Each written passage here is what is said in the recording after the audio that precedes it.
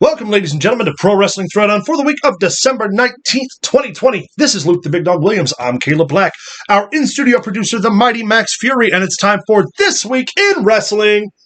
Let's talk about it. Wasn't a whole lot to talk about. There's a whole lot to talk about, just none of it positive. None of it good. Monday Night Raw opens up with the probably worst opening segment I've ever seen on a professional wrestling show ever. And I used to watch Juggalo Championship Wrestling. It was so bad. The Miz telling the WWE's version of the Christmas story about Drew McIntyre and AJ Styles match at TLC. They had John Morrison dressed up as a caveman. No, as a Scotsman. Sorry. A throwback to Braveheart, which, show of hands, I guess, show of comments, by the way, how many of you were alive when Braveheart came out? That isn't the three of us and maybe 5 fans. Yeah, I enjoyed it. Yeah, we love it, but I like it when Mel Gibson it would have been topical. That was the only 20 years ago. so bad. Yeah, well, you know, the best part of all that come from Braveheart professional wrestling was the movie commercials for WrestleMania Hollywood. WrestleMania Ric Flair's like, you the champ, but champ. Triple H was, Right. See, we're talking about a segment that made us think of a better segment from 20 years ago. That was money. 15 years ago, sorry. Yeah. Honestly, Monday Night Raw, a little lackluster. Agreed. I wouldn't say a little lackluster. Monday Night Raw, lackluster. The best thing I seen on Raw, and I said it in the last video, so if you didn't watch the last video, go back and watch the last video. And then watch this video. And like and subscribe and comment and all that good stuff. But the Randy Orton, Bray Wyatt fire segment, I enjoyed it. Yeah. It was out of place, though. To me, it felt out of place. Because it was dark and edgy. Well, that, and when they lit the fire up and they do the wide shot of Randy Orton, you see a TV hanging on the wall. Mm-hmm.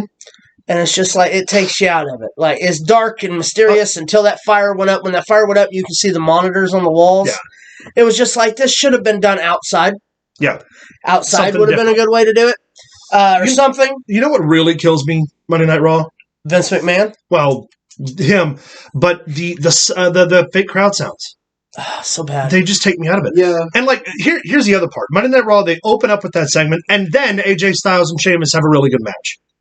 Yeah, it was a good match. The other way around. Yeah. It was a good match with a heel finish for AJ. But when they're having this good match, the only thing you can think about is how shitty the segment before it was. Why did we not just open this segment with AJ coming out to cut a promo, Sheamus cutting him off, and them doing that whole exchange they had after that hokey bullshit Agreed. leading into the match? How many people turned it off halfway through that opening segment and didn't turn it back on to see the good stuff? Yeah, for sure. Following up on following up after TLC, I really hope we get a Drew McIntyre Sheamus thing going. And following up after the night of Christmas past took place, and that match, we had Bray Wyatt come out with the family trip. Yeah. Where him and Randy cut the video. Randy up on the Tron. He's like, hey, you want to play games? Let's play hide and seek. Come find me. Great. That's what they should have done with the Hell in the Cell thing with Drew McIntyre. And Randy Orton. When he should have walked backstage and grabbed the bolt cutters. You remember we talked about that a couple weeks back? Perfect. That's what you should have done, because Bray Wyatt's like, I'm coming to find you, Randy. Right. Like, perfect. Make it palatable. Make it watchable. Who's the heel? That's what I love the most. Oh, yeah. It's because Randy Orton's such a horrible person, but so's Bray Wyatt. Yeah. So's the monster. Shut your mouth. He's the greatest. He's the greatest heel in professional wrestling. Okay. Oh, yeah. That's what I thought. No one argues that. That's what I meant. You can't argue that. Yeah. And him. And also, can I real quick? Yeah. Fuck what Kenny Omega's talking about.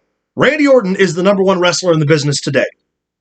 Y'all might disagree. Y'all might think Kenny's the greatest wrestling artist ever, and Kenny Omega's up there. But Randy Orton is the best wrestler in the business anywhere today, and that includes Kazuchika Okada. He's definitely one of the best. I think the only person up there, bar with him right now, respectfully, is Drew McIntyre. The man has not had a bad match. That he really hasn't. Not a bad match, yeah. He's carried the title during a pandemic where there has been no fans, and he's carried it well. That's true. He hasn't missed a beat either. And the only reason that he got the title back in the first place is because there was more viable opponents for Drew McIntyre than there was for Randy Orton. Yeah. That's the only reason. Yeah. So, and we're going to get Randy and Bray Wyatt and I'm okay. So we can all communicatively agree then the best things going on Raw, Drew, Randy, Fiend. Monday Night Raw. Alexa Bliss. Writing, Don't forget Bray Wyatt. Orton and Wyatt. That's what I said. I said Fiend. And Bray Wyatt. And Bray Wyatt. Oh, yes. Yeah. Your extended character universe. And you know what? It's like the new 52. One of these days that's going to happen. The Fiend and Bray Wyatt are going to come face to face. We're going to come face to face, and people are going to be like, oh my God. If they do that in a cinematic match, though, perfect. I'm here for it. Yep. I'm here for it. I thought they were going to do that. Let's talk about some shit I am here for. Leading up the following night on Impact, Tuesday night. Not exactly. So here's the thing with Impact.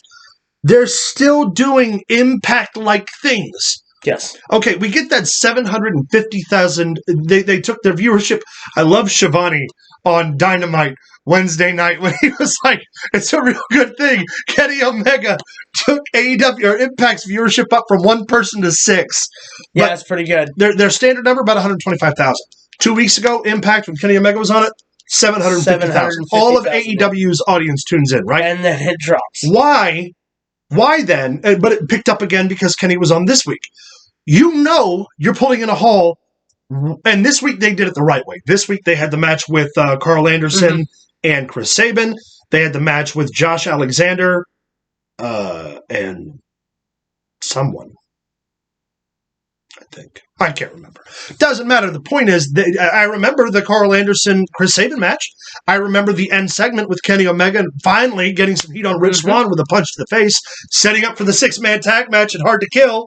Also, the spot which we talked about, I don't know if we talked about on last week's show or it was just between the two of us, where they were telling Rahit Raju that if he can prove that TJP is Manic, he can get his belt back. Yeah. I mentioned that to you. I was like, when you were like, well, Manic won the title, and I was like, so TJP's the champion.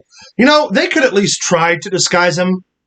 Everybody knows that's who Manic was. Right, but I'm just saying, like, could you at least give it some... And that's the thing, Impact is doing the very Impact-like thing, where, hey, we got all these extra viewers. That's awesome, and I understand you already taped these episodes out, so you can't really change it. But you should have been expecting more viewers, and you should be doing stuff on your TV to make people watch. It's the same problem with the WWE. To be fair, though, it is getting better. We haven't had any Who Shot JR fucking shit on Impact. Like, it is tight. It's tightened on the end. The Carl Anderson-Sabin match was a hell of a match to watch on their wrestling show. Yeah. So that was really good. AEW Dynamite, running opposite NXT. Dynamite wasn't bad. Things that I liked were the Omega Janela main event, and I didn't like it for the match itself because I didn't really care for the match. But I liked Kenny Omega just talking shit the whole time. Yeah. And I love that Don Callis keeps... When Don Callis... If you listen especially to the Jericho podcast, when Don Callis and Omega were on this week and had their interview, Don Callis sells the fact that he believes Kenny Omega changed the business. Yeah. Like, Don Callis is selling the fact that, like I said, Kenny Omega now is the top heel in wrestling because him stealing a title and taking it to another company. And this match with Janela just talked a whole bunch of shit, kept hitting him. You see how easy this is for me? Mm-hmm. Pop. Hold that microphone. I want the fans to hear it. Pop. That's good heel shit. You might not like it, but I get what they're doing with it, and in that regard, it's good shit. I liked it the first time I seen it. When was that? When The Rock did it in the Attitude Era. When he would get on a headset and talk about and call his own matches while he was doing it. Or even further back than that, when Jerry the King of Lawler would grab a microphone and go in the ring and slap around a jobber. Yeah. And talk about what he was going to do while he was going to do it. But that's what I'm saying. Yeah. It works. It's a good way. If done the right way. Yeah. And he's doing it the right way right now, in my opinion. For sure. I loved the FTR promo about the Luchasaurus... I'm sorry, what Lucha Express. Mm-hmm. No, I'm sorry, Jurassic Express. Jurassic Express. Whenever it talks about you take food, I do this for a living, this is how I feed my family, you come after me and my family and the food in their mouth, we're going to have a problem. Really good, really heated up promo. Dug the shit out of that. I loved Darby Allin just watching the show from up above. Gives you that little Sting feel. But I dig that because Sting's there and they can use that. Sting's already mentioned it. Right. Some things change, some things stay the same, and he points up to Darby. Hated the fact that they have the breakdown with, who is it? Cody Rhodes wrestled. Who did Cody Rhodes beat? He beat somebody. He beat Jack Evans' partner, Angelico. Angelico. And then Taz's group comes out with Hook, Brian Cage, Ricky Starks, and not Jeff Cobb, but Willie Hobbs. Yep. And then Sting comes down, pulls the bat, and they all just leave. Mm-hmm.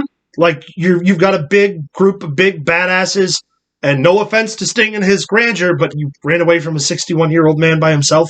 That's okay. His talent and his little finger's better than the entire And I get that. I get they're selling the Sting being afraid, but like, could we not do it in a believable way where at least one of the guys is dumb enough to rush him and Sting hits him with the bat? I think they're saving that. Yeah, but I just don't buy 5 full-grown men running away from a 61-year-old guy, Sting or otherwise. If it was Taker, maybe. I don't know. We'll see where they go with it. We'll see what they do with it. I also like. We're just gonna say one more thing about AEW and we'll move on. Yeah. Brandy and Cody Rhodes pregnancy announcement. They can't let Jon Moxley have anything. Did you see Renee Paquette's tweet? Yeah. When she was like, the wrestling business looks really, really good in 20 years. Think about it. Baby Rollins, Baby Moxley, Baby Rhodes. Roman's got some babies. Somebody. Wyatt. Somebody needs to check on Zelina Vega. Yeah, between her and Aleister Black. Someone needs to check on Charlotte. Yeah. Her and Andrade. I'm not saying don't have babies, but let's not all have babies at the same time. Yeah, please, especially because they were just building this thing with Brandy Rhodes. People are going to watch these videos in 20 years and be like, God, wrestling was that fucking bad? Really?